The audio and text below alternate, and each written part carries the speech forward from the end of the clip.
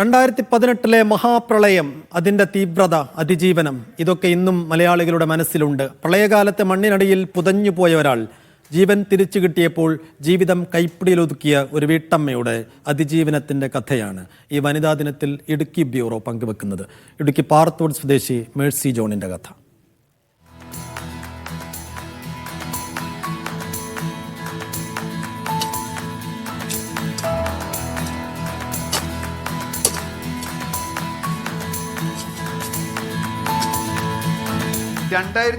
August 8 മണ്ണിനടിയിലായി മരണത്തെ മുഖാഭിമുഖം കണ്ട ആ ദിനം മേഴ്സിക്ക് മറക്കാനാകില്ല. വീട് തകർന്ന മണ്ണിനടിയിൽപ്പെട്ട മേഴ്സിയെ നാട്ടുകാർ കൈപിടിച്ച് കയറ്റിയത് പുതിയ ജീവിതത്തിലേക്കായിരുന്നു.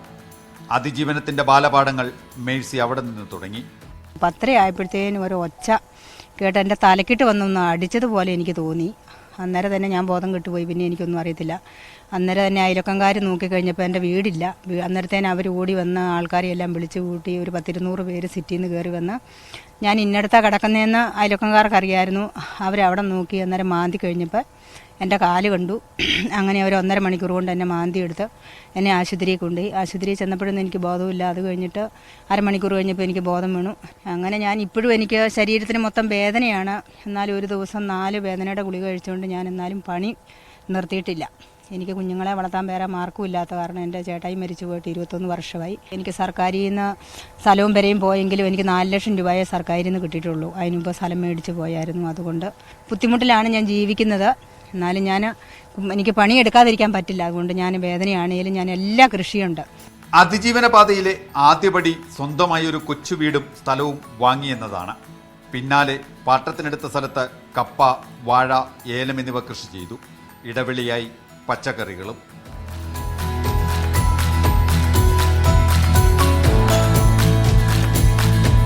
ചിറകു വിരിച്ച സ്വപ്നങ്ങൾ പടിപടിയായി അങ്ങനെ പൂവണിഞ്ഞു തുടങ്ങി.